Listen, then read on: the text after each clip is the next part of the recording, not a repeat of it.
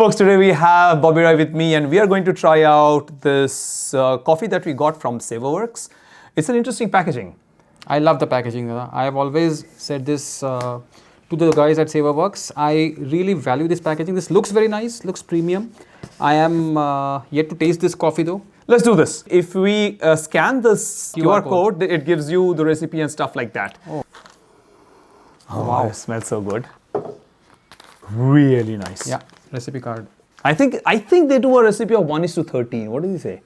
From what I remember, when they were brewing in the coffee in the roaster at the coffee shop, they were doing a recipe of something like 1:13. Let's try it out. Okay. And it also talked about when I scanned with my phone and I took a screenshot of it. Once the ripe cherries are hand sorted and cleaned, it is processed in a no oxygen environment along with various fruits, such as pineapple, peach, red fruit, watermelon, and grapes for 14 days, where the fermentation happens slowly. After the initial 14 days, cherries turn to pink in color. They are then fermented for the next 14 days in the presence of oxygen. So it's a meticulous, long process, and this is what I called experimental coffee, which we once had a discussion about. Correct. Let's pour this out, folks, and he will be the judge of what it tastes like. I just opened it. What did it smell like? You know the smell. Oh wow, my favorite estate, Riverdale. I'll take out 20 grams from it. Let's taste this coffee. What's your take? Wow. It's a little warm right now. It's good. It's typical Riverdale. It's brilliant. Typical Riverdale. Yeah, absolutely. Love this. I've always loved Riverdale. Hot or cold doesn't matter. It's beautiful. Oh. Yeah, it's nice. Very good Riverdale aroma. More than nice. Yeah, it is more than nice. It is experimental coffee. There are a lot of things happening. You know, traditional coffee drinkers may not want to have it the first thing in the morning. They would want to have a more traditional coffee. But I love it. I mean, I am somebody who consumes Riverdale a lot. This is one of my favorite estates. So as soon as you opened the packaging, the entire room was filled with the aroma of Riverdale. I mean, though I am still struggling to, distinguish clarity. He doesn't know what Riverdale is. He will eventually. It's aftertaste. So nice. It stays in your mouth for a while actually. Yeah, it does linger in your mouth. The aftertaste. That's a typical Riverdale taste. Let me serve you out some more. So you give full marks to Savorworks or you give full marks to Riverdale? That's my point. Riverdale. I mean, see, ultimately it is the estate. Of course, a coffee shop or a roaster is roasting a coffee. So that's there.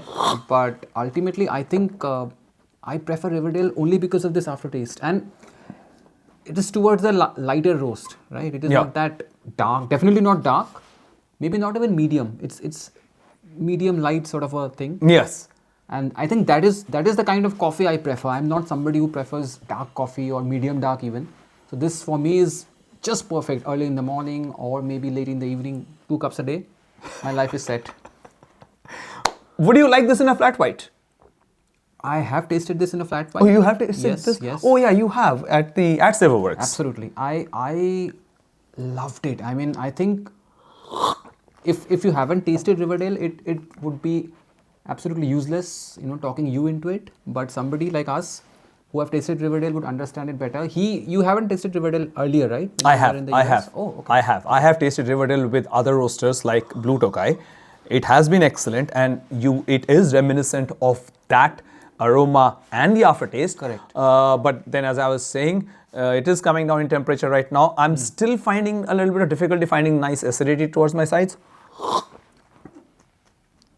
But it does have multiple layers of lots of things that you can actually discover. It is a complex coffee. Yeah. And I'm somebody who just consumes coffee for the love of it. I don't really go into that detail. I love coffee, as in, I like tasting different coffees. But even as a layman, I mean, if you are not into specialty coffee, I think somebody should start with Riverdale. Yeah, I mean, he can. It's an easy walk into the coffee. Specialty coffee. Yeah, coffee. Yeah, right. And even if it's black coffee, it's not bitter. I mean, black coffee does not have to be bitter. That's kind of a myth, right? Right.